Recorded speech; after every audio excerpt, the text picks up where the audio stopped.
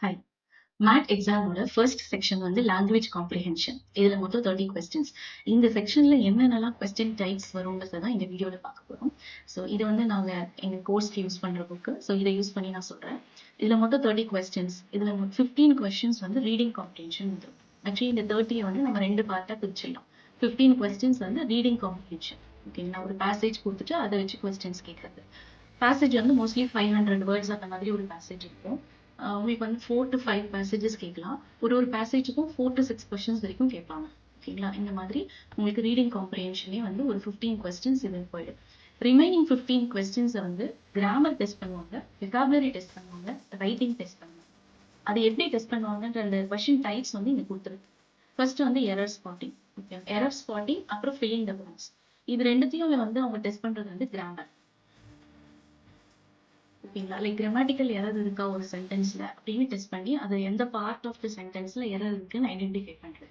ரெண்டாவது வந்து ஒரு சென்டென்ஸ் கொடுத்துட்டு அதுல ஒரு பிளாங்க் கொடுத்துட்டு அந்த பிளாங்க்ல என்ன வரும் அப்படின்னு சொல்லிட்டு நீங்க ஃபில்அப் பண்ணணும். அதுவும் மோஸ்ட்லி கிராமர் டெஸ்ட் பண்றது.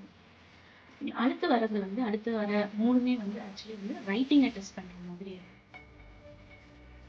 அதாவது ஒரு சென்டென்ஸை வந்து ஜம்பிள்டா கொடுத்துருப்பாங்க, இல்ல ஒரு பேராகிராஃபே ஜம்பிள்டா கொடுத்துருப்பாங்க. அதை நீங்க கரெக்டான ஆர்டர்ல அரேஞ்ச் பண்ணி தரணும். இதுதான் வந்து இந்த ரெண்டு டைப்பும், paragraph and jumbled sentence are jumbled. Okay.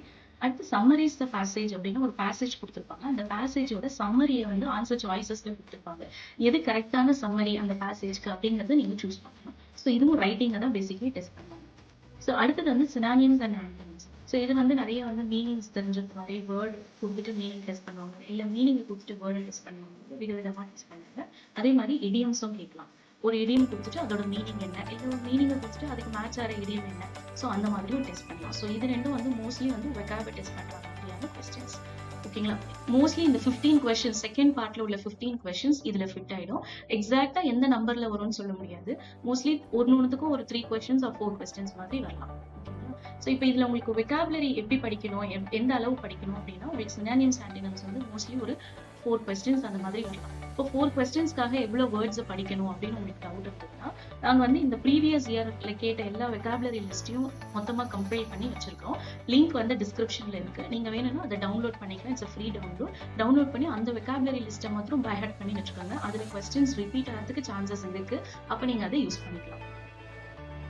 So இப்போ மேட் எக்ஸாம்ல லாங்குவேஜ் காம்ப்ரிஹென்ஷன்ல என்ன மாதிரி கொஸ்டின்ஸ் வருங்கிறத நம்ம தெளிவாக பார்த்துட்டோம். இதே மாதிரி ஒவ்வொரு செக்ஷனுக்கும் நமக்கு வீடியோ நம்ம அப்லோட் பண்ணிட்டே இருக்கோம்.